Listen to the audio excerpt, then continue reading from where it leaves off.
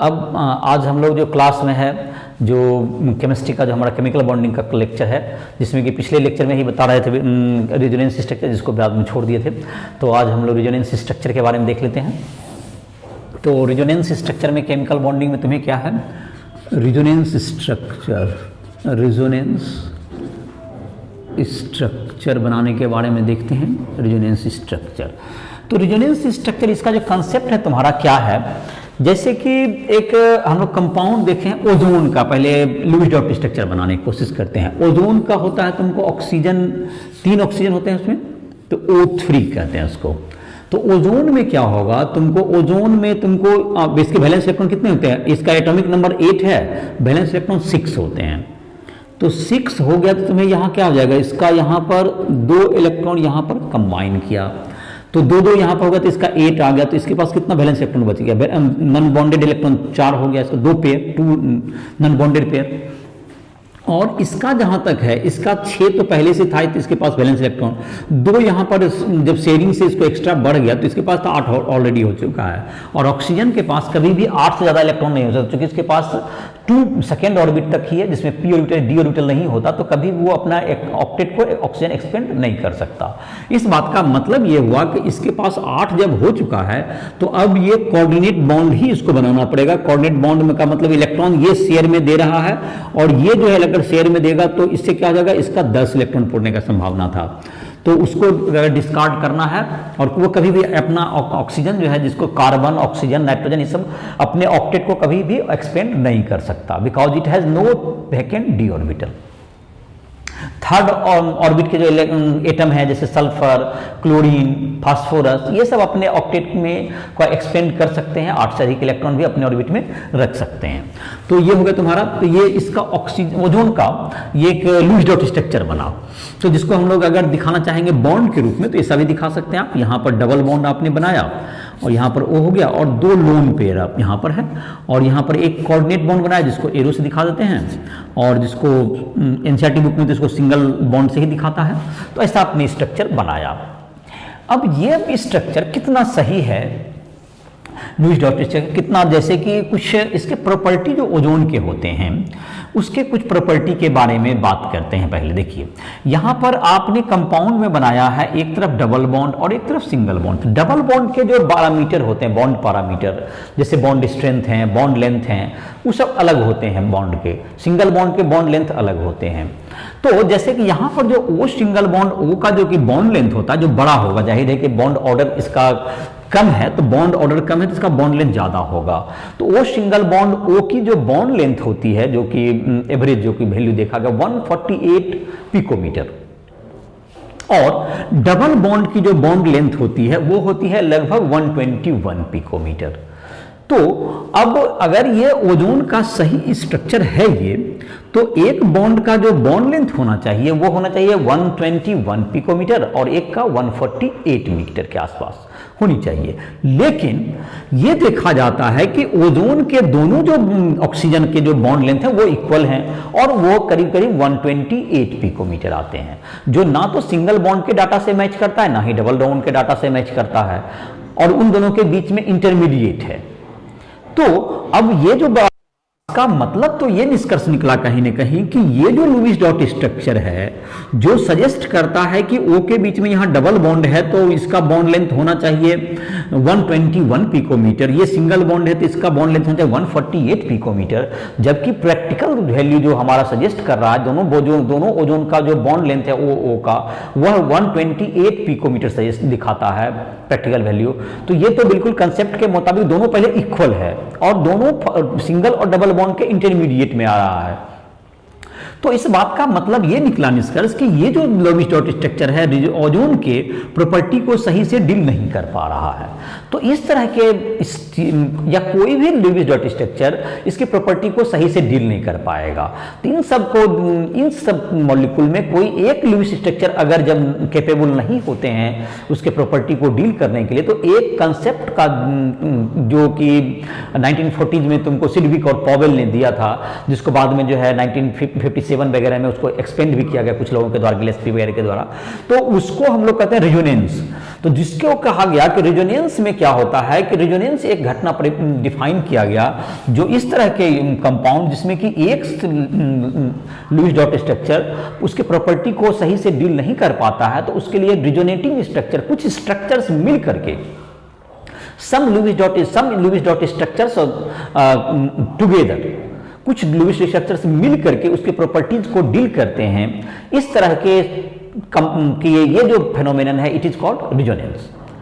तो रेजोनेंस का कुछ बेसिक बातें हो गया। जैसे रेजोनेंस बनाने में अब क्या है, पहले रेजोनेंस की डिफिनेशन लिख लेते हैं। In many compounds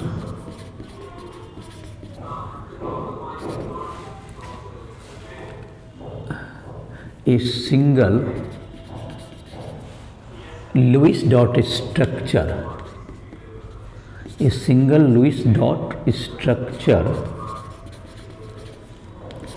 cannot able to define the properties of a molecule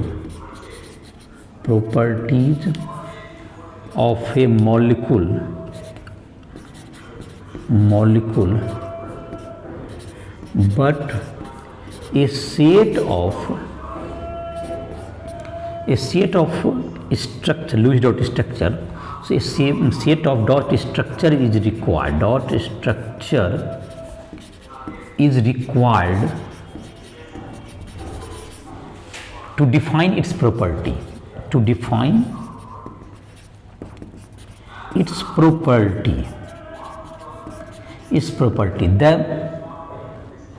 phenomenon is called this phenomenon is called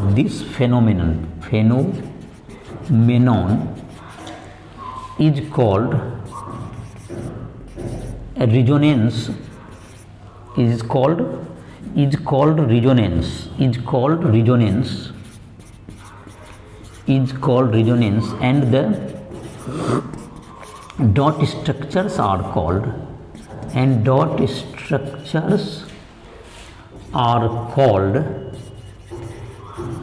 canonical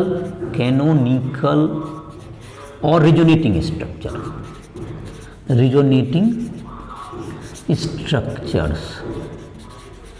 Actual compound is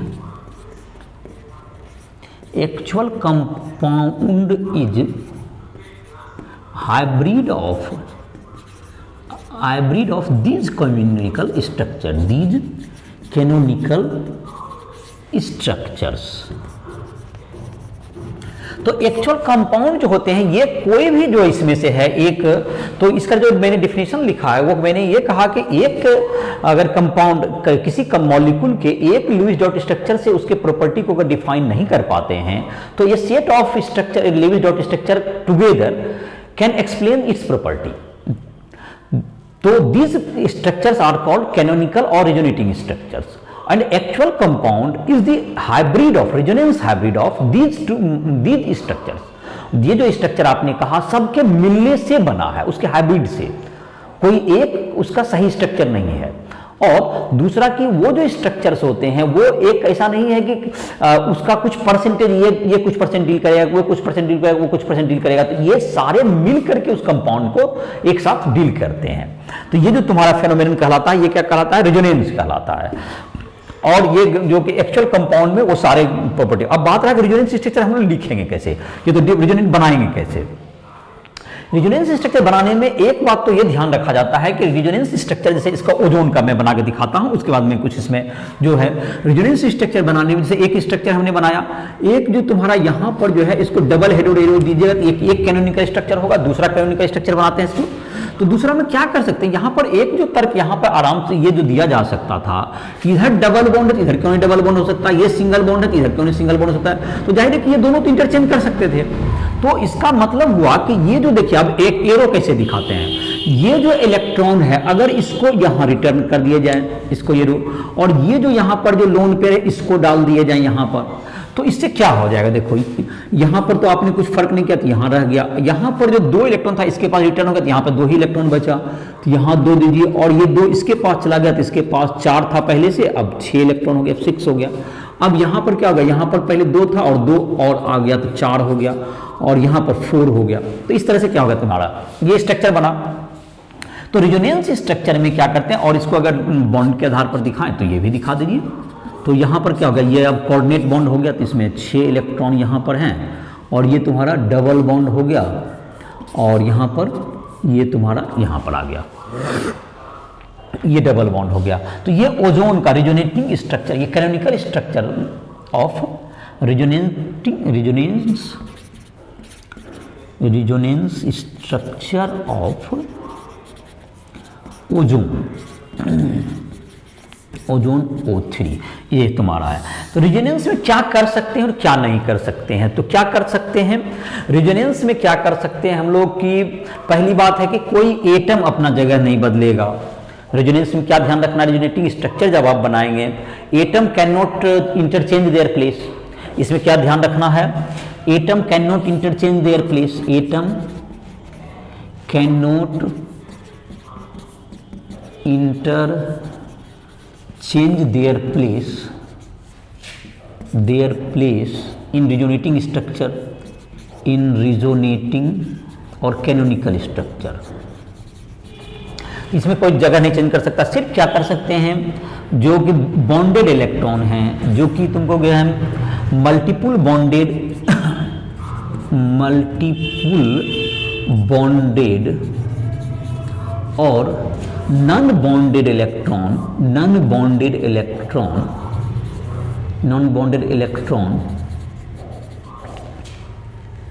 can be delocalized, मतलब ये अपना जगह क्या कर सकते हैं, चेंज कर सकते हैं। या तो मल्टीपल डबल बॉन्ड के इलेक्ट्रॉन है वो अपना जगह चेंज करेंगे, या तो लोन पेयर जो तुम्हारा है वो अपना जगह चेंज करके क्या करेंगे। और किसी भी स्थिति में जैसे ऑक्सीजन वगैरह केस है तो ये ऑक्टेट रूल को कभी भी वायलेट नहीं करना चाहिए। कार्बन, नाइट्रोजन, ऑक्सीजन इन सब को में कभी भी डी ऑर्बिटल वैकेंट नहीं, तो कभी भी उसको नहीं वैकेंट को। और एनर्जी के डिफरेंस भी क्या होता है, बहुत अधिक नहीं होने चाहिए। एनर्जी भी उसी के एक दूसरे के काफी पैरेलल हो जाए, बहुत अधिक डिफरेंस ना हो जाए। इन सब का ध्यान रखते हुए क्या किया जाता है, रेजोनेंट स्ट्रक्चर को आप बना सकते हैं। और रेजोनेंस हाइब्रिड और एक्चुअल स्ट्रक्चर क्या होता है, इन दोनों का रेजोनेंस हाइब्रिड होता है। कोई ये भी सही नहीं है ओजोन का कोऑर्डिनेट डील करता, ये भी नहीं, बल्कि दोनों के कॉम्बिनेशन से डील होगा। और ऐसा नहीं कि ये इक्विलिब्रियम में नहीं होता है कि एक अभी है फिर दूसरा हो जाता है, ऐसा नहीं होता।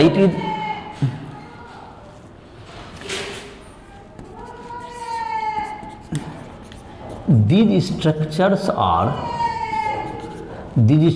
are not in dynamic equilibrium, ये डायनामिक इक्विलिब्रियम में नहीं होता है, बल्कि क्या होता है तुम्हारा ये, मतलब कि ये तुमको दोनों मिल करके ही डील करता है, दोनों अकेले नहीं डील कर सकता है।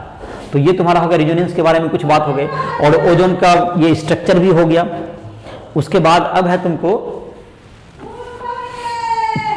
ओजोन के बाद है तुमको अब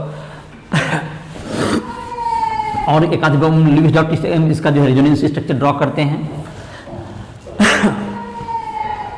कार्बोनेट आयन का। तुम्हारे बुक में जो एनसीईआरटी बुक है उसमें कार्बोनेट आयन का दिया हुआ है।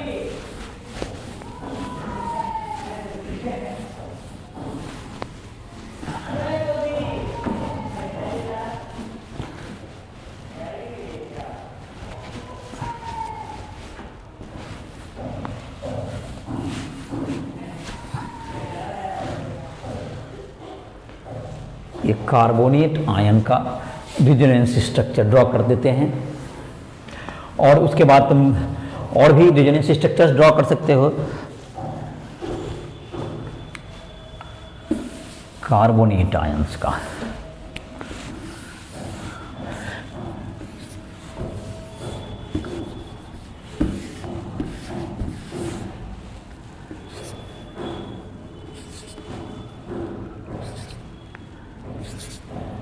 तो O माइनस CO3 2 माइनस है, तो जैसे दो को जो ऑक्सीजन है उसमें 7 माइनस कारण 2 इलेक्ट्रॉन बढ़ जाएंगे।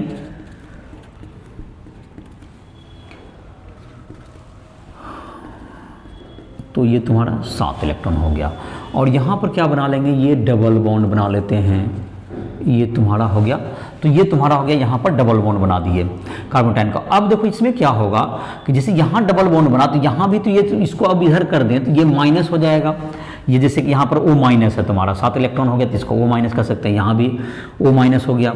तो ये माइनस है तो ये जो तुम्हारा होगा, अब जैसे कि इसमें डबल बॉन्ड बना हुआ है तो इसको यहाँ इलेक्ट्रॉन शिफ्ट कर दे और एक इलेक्ट्रॉन को यहाँ शिफ्ट कर दीजिए इसको, तो ऑटोमेटिक क्या हो जाएगा तुम्हारा, ये डबल बॉन्ड हो जाएगा और ये सिंगल बॉन्ड हो जाएगा। तो इसी को बार बार रिपीट कर सकते हैं। ये तुम्हारा हो गया।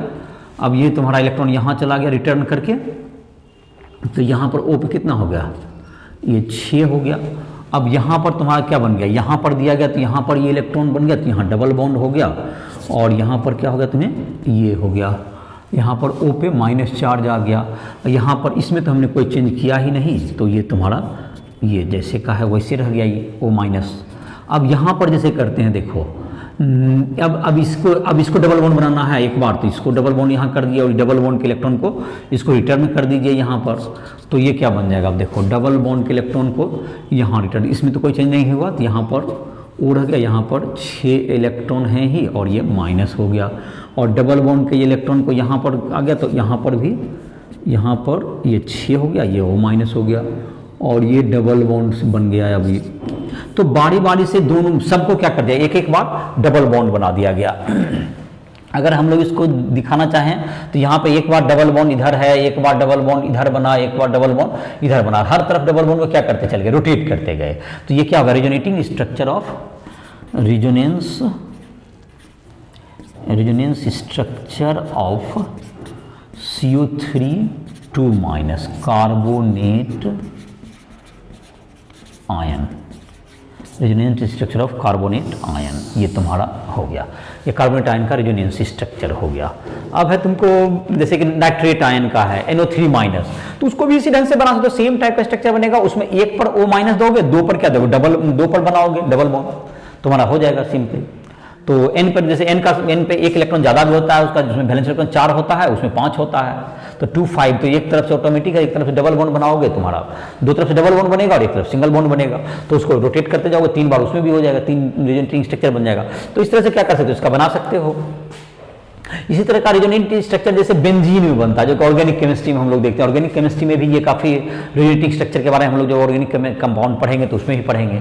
और यहाँ पर भी होगा, तुमको रेजोनेटिंग स्ट्रक्चर बनाने कुछ एग्जांपल में भी दिए हो, कुछ एक्सरसाइज में उसका सॉल्व कर सकते हो। और जहाँ भी समझने में दिक्कत हो, राइफल ऐप के माध्यम से हमसे संपर्क कर सकते हो, पर्सनल भी कंटेक्ट कर सकते हो, लाइव क्लासेस भी ज्वाइन कर सकते हो। और ये जो वीडियो लेक्चर हैं तुम्हारे, जो कंसेप्ट जो एनसीईआरटी बुक के आधार पर बनाए गए हैं, वो तुम इसके आधार पर जितना एनसीईआरटी बुक में जितने कंसेप्ट है उसको सीख सकते हो। और क्वेश्चंस वगैरह जो बनाना हो, क्वेश्चंस के लिए तुम कोई भी क्वेश्चन में दिक्कत हो, फिजिक्स केमिस्ट्री मैथ किसी में भी, तो हमसे राइफल ऐप में हमारे संपर्क के नंबर दिए हुए हैं, तुम पर्सनली भी हमसे गाइड ले सकते हो। और लाइव क्लास ऐसे भी ज्वाइन करना चाहो, राइफल ऐप पर तुमको प्ले स्टोर से डाउनलोड कर लो, उसमें तुमको नोट्स मिल जाएंगे जो कि तुम्हारा बोर्ड के लिए तुम्हारा हेल्पफुल होगा। फिजिक्स केमिस्ट्री के तुमको जेई मेंस या एडवांस के क्वेश्चन पेपर चाहोगे, ऑब्जेक्टिव सब्जेक्टिव, वो भी मिल जाएंगे। तुम कभी भी चाहोगे पर्सनल हेल्प हो या क्लासेस हो, सारे उसमें सुविधाएं तुम्हें मिलेगी। और इस प्रकार से प्ले स्टोर से डाउनलोड करके देखो, उसमें तुमको कभी भी संपर्क कर सकते हो। तो ये तुम्हारा रेजोनेंस स्ट्रक्चर था तुम्हारा, जिसमें कि तुमको और अपना प्रैक्टिस करो, किस तरह से एरो लिखते हैं, केरो देते हैं, किस प्रकार से कैसे इलेक्ट्रॉन इधर से उधर जाता है। और जहाँ दिक्कत होता है तो हम संपर्क कर सकते हो, कहीं भी पर्सनल कुछ भी प्रॉब्लम हो सकती है स्टूडेंट को समझने में, तो वो हमसे संपर्क करेगा पर्सनल, उसमें उसको मदद की जाएगी। तो ये रेजोनेंस हो गया। अब तुम्हारा एक और टॉपिक है जो उसको इस वीडियो में, इस लेक्चर में लिया जा सकता है, और वो है तुमको पोलैरिटी ऑफ कोवेलेंट बॉन्डिंग का।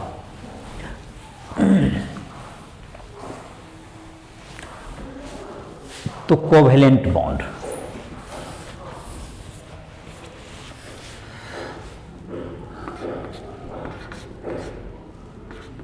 Types of covalent bond, types of covalent bond.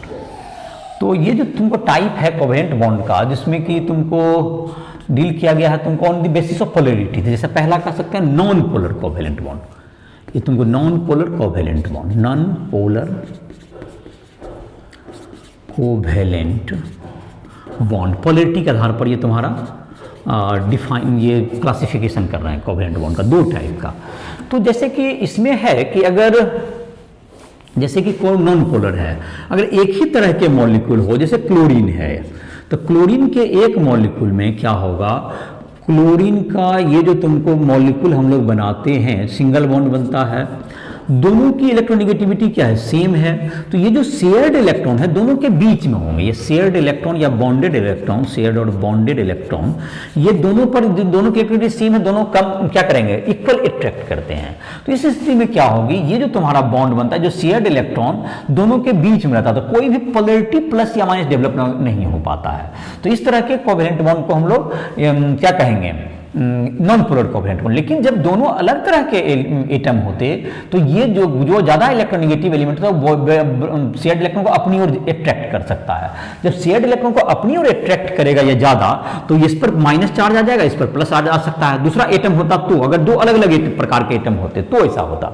लेकिन जब कोई भी कोऑर्डिनेट जो कोवेलेंट बॉन्ड एक ही प्रकार के एटम से बन रहा हो, तो इस प्रकार की पोलैरिटी डेवलप नहीं हो पाती है। तो ऐसे को क्या करते हैं हम लोग, कोवेलेंट बॉन्ड को हम लोग नॉन पोलर कोवेलेंट बॉन्ड कहेंगे। द कोवेलेंट बॉन्ड, यहां मैं लिख देता हूं डेफिनेशन छोटा सा, द कोवेलेंट बॉन्ड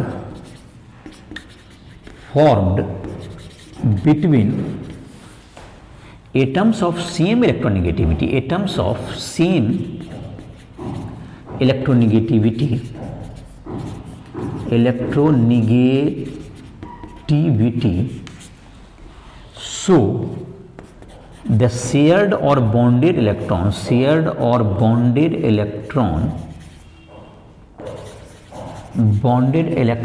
is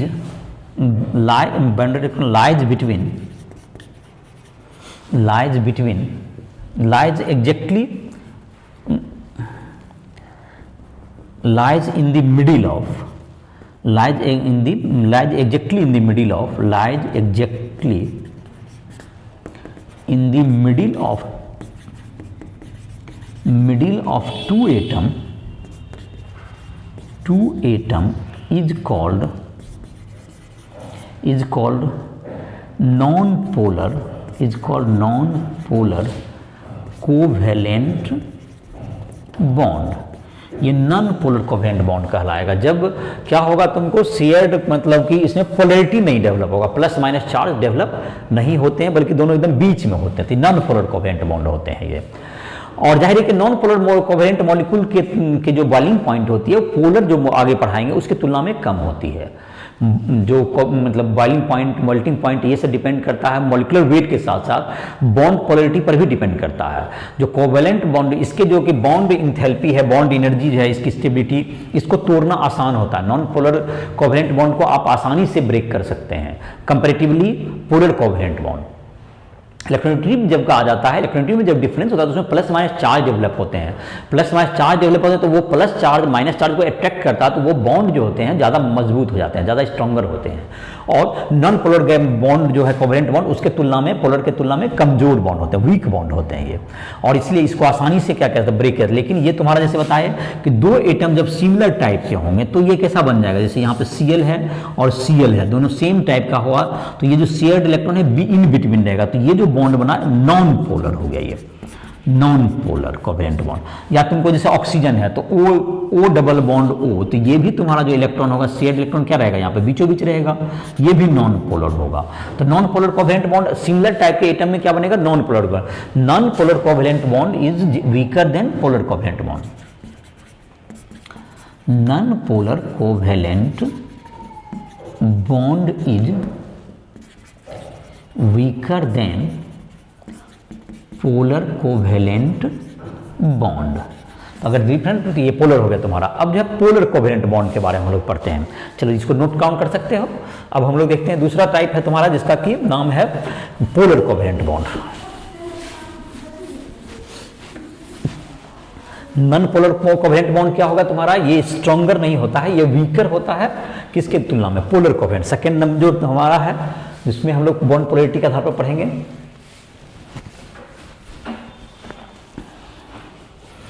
तो देख लेते हैं इसको। पोलर कोवेलेंट बॉन्ड नंबर 2 है तुम्हारा polar covalent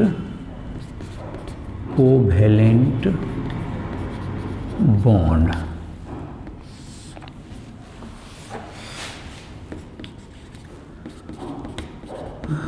The covalent bond formed due to formed between the atoms, formed between the atoms of different electronegativity, atoms of different electronegativity is called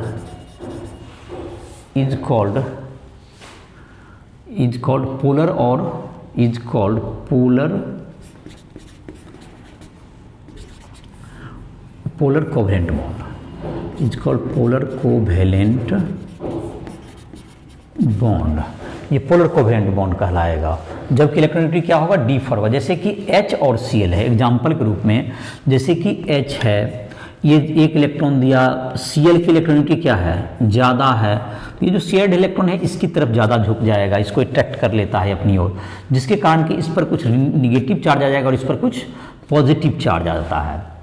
तो for example in HCl, Cl atom is more electronegative, Cl atom is more electronegative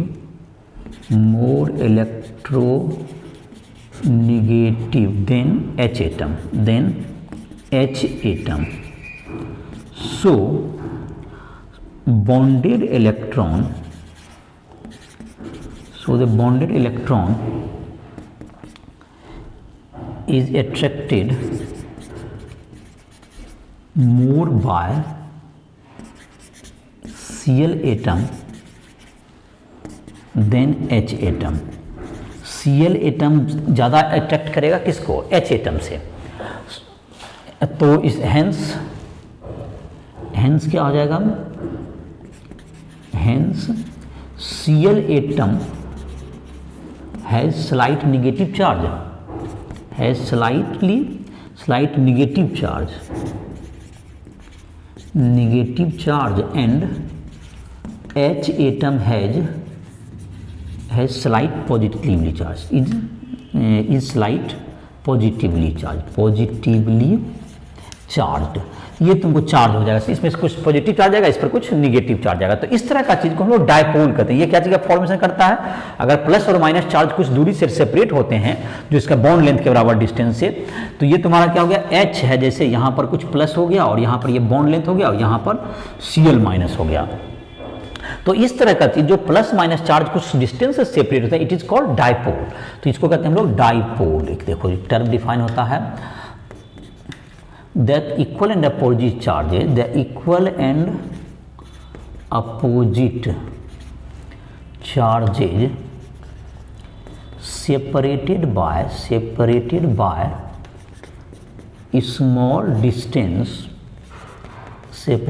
small distance, is called dipole, dipole. इसको क्या कहेंगे हम लोग, dipole कहेंगे। और dipole को हम लोग डायपोल मोमेंट एक टर्म डिफाइन करते हैं, जिसमें डायपोल मोमेंट एक टर्म डिफाइन होता है, डायपोल मोमेंट कहते हैं। Dipole moment, the product of charge, the product of one of the charge and distance between them is called dipole moment, इसको डायपोल मोमेंट को हम लोग म्यू से डिनोट करते हैं, that is Q into D. तो इसका जाहिर है कि Q इंटू डी है, चार्ज इंटू डिस्टेंस, तो इसका असाइनमेंट क्या होगा तुम्हारा, इसका असाइनमेंट तो हो जाएगा कूलम मीटर। तो डायपोल मोमेंट का असाइनमेंट क्या होगा, कूलम मीटर। और डायपोल मोमेंट का जो तुम्हारा होता है, डायपोल मोमेंट का असाइनमेंट यहां अब लिख देते हैं, the SI unit of dipole moment कितना हो गया, डायपोल मोमेंट इज कितना हो गया, कूलम मीटर। तो ये तुम्हारा कूलम मीटर होगा, चार्ज इनटू डिस्टेंस। तो जितना ज़्यादा डायपोल मोमेंट होगा वो उतना ही अधिक polarity. It is measure of polarity. Dipole moment is measure of the polarity. Dipole moment is measure of the polarity of, is measure of polarity. जितना ज़्यादा डायपोल मोमेंट होगा वो उसका पोलर ज़्यादा कहलाएगा। पोलरिटी ज़्यादा होगा तो उसके मेल्टिंग बॉइलिंग पॉइंट ये सब ज़्यादा होंगे कंपेरेटिवली। तो ये पोलरिटी तुमको बहुत सी चीज़ को डिसाइड करने में हमको क्या करें, रिएक्शन जो हम कुछ करते हैं उसमें भी आपको डिसाइड करने में कहाँ पोलर है तो कौन सा रिएजेंट कहाँ अटैक करेगा, इन सब को डिसाइड करने में भी काफ़ी बड़ी भूमिका ये देता है, काफ़ी रोल प्ले करता है। तो डायपोल मोमेंट ये तुम्हारा क्या होगा, डायपोल मोमेंट अधिक होना, और इसका एक यूनिट होता है जिसको डेबाई कहते हैं। एक 1 debye, DEBYE, DEBYE 1 debye is equal to 3.33 into 10⁻30 coulomb metre. ये तुम्हारा एक यूनिट है जो कि काफ़ी प्रयोग में आता है तुमको, डायपोल मोमेंट का कॉमन यूनिट, ये प्रचलित यूनिट है जिसको डायपोल मोमेंट का। तो डायपोल मोमेंट ज़्यादा होगा तो वो मॉलिक्यूल ज़्यादा पोलर होते हैं। डायपोल मोमेंट एक वेक्टर क्वांटिटी है। Dipole moment is a vector quantity, इसका डायरेक्शन होगा dipole moment, dipole moment has direction from negative charge to positive charge, negative charge to positive charge. लेकिन हम लोग दिखाते हैं, जैसे यहाँ पर क्या दिखाते हैं, जैसे कि H यहाँ पर है, जो केमिस्ट्री में जो एक ट्रेडिशन है जो दिखाने का, ये दिखाते हैं हम लोग डायपोल मोमेंट को इधर दिखाते हैं, जब क्रॉस कर दोगे और इधर की तरफ तीर दे दोगे, ये डायपोल मोमेंट को दिखाता है, प्लस से माइनस ही दिखाता है, ये डायपोल मोमेंट को दिखा रहा है। तो ऐसे करके दिखाते हैं, लेकिन इसका जो डायरेक्शन डिफाइन किया गया निगेटिव से पॉजिटिव की ओर, तो म्यू का वैल्यू हो गया। तो ये एक वेक्टर क्वांटिटी है, तो जाहिर है कि अगर अपोजिट डायरेक्शन में उतना ही डायपोल डेवलप हो जाए तो वो क्या हो जाएगा, कैंसिल आउट भी हो सकता है। तो अभी तक क्या तुम सीखा कि डायपोल मोमेंट पोलर मॉलिक्यूल क्या था, जब जो कि बॉन्डेड जो शेयर्ड इलेक्ट्रॉन है, अगर दोनों के बीच में एक तरफ ज़्यादा चला जाए, जो कि ज़्यादा अट्रैक्ट कर ले, तो उसमें नेगेटिव चार्ज आ जाएगा एक तरफ पॉजिटिव चार्ज आएगा। तो इसको मेजर करने के लिए क्या होता है, डायपोल मोमेंट से हम लोग मेजर करते हैं। तो डायपोल मोमेंट के द्वारा इसको मेजर करेंगे, that is called coulomb metre, इसका यूनिट होगा। और एक यूनिट जो है तुम्हारा है क्या चीज, डेबाई। तो एक डेबाई बराबर क्या होगा तुम्हारा 3.33 इंटू 10⁻30 कूलम मीटर। और जैसे कि तुमको कुछ मॉलिक्यूल्स हैं जिसका पोलरिटी को हम लोग डिसाइड करेंगे, तो उसको जैसे कि हम लोग यहाँ पर देख सकते हैं। और डायपोल मोमेंट एक वेक्टर क्वांटिटी है जिसका डिफिनेशन, जिसका डायरेक्शन क्या हो जाएगा तुम्हारा, जिसका डायरेक्शन, तो हम लोग जो है इसमें देख रहे हैं कि डायपोल मोमेंट तुम्हारा है एक वेक्टर क्वांटिटी है। तो डायपोल मोमेंट का जो डायरेक्शन होगा तुम्हारा, वो तुमको अगर एक ही मॉलिक्यूल में अगर दो तरफ जो है डायपोल मोमेंट अलग अलग डायरेक्शन में है, इक्वल अमाउंट में है, तो कैंसिल आउट होकर उसका डायपोल मोमेंट जीरो भी हो सकता है। तो वो मॉलिक्यूल क्या हो जाएंगे, नॉन पोलर हो जाएंगे। तो इसलिए डायपोल मोमेंट क्या है, मेजर ऑफ डायपोल मोमेंट के बारे में फिर से इस लाइन को लिखते हैं, dipole moment is the measure of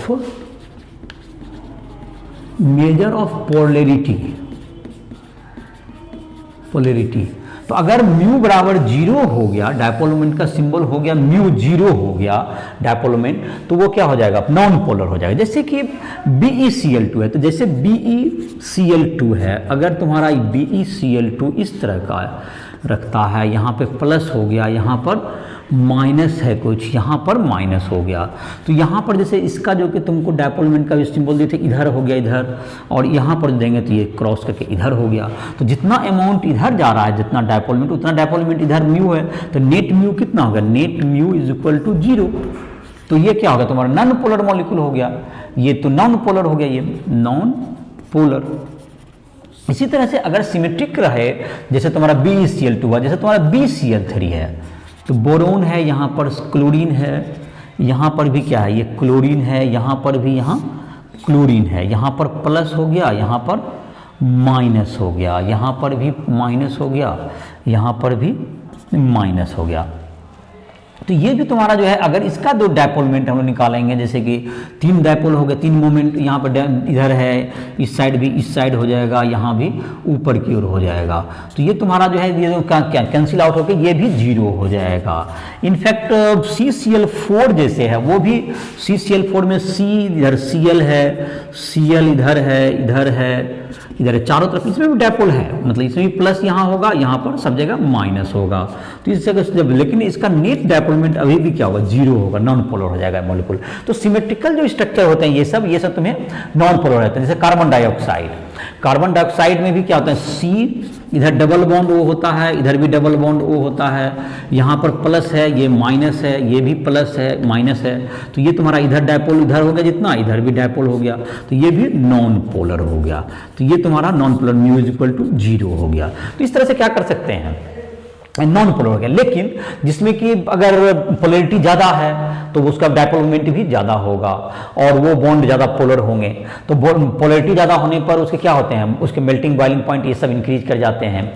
जैसे एक तुम्हारा दिया हुआ है तुम्हारे बुक में NF3 और NH3 का केस है। NF3 का डायपोल मोमेंट क्या होता है, सेम होता है, मतलब कम होता है। NF3 has lower dipole as less, मतलब लोएस्ट कह सकते हैं, less dipole moment then NH3। तो NH3 से ज़्यादा होगा इसमें, का है कि ये तुम्हारा N हो गया, इसका जो बिकॉज तुमको N, इसका जो डायपोल मोमेंट ऑर्बिटल जो कि होगा तुम्हारा non bonded pair, because the dipole moment of non-bonded pair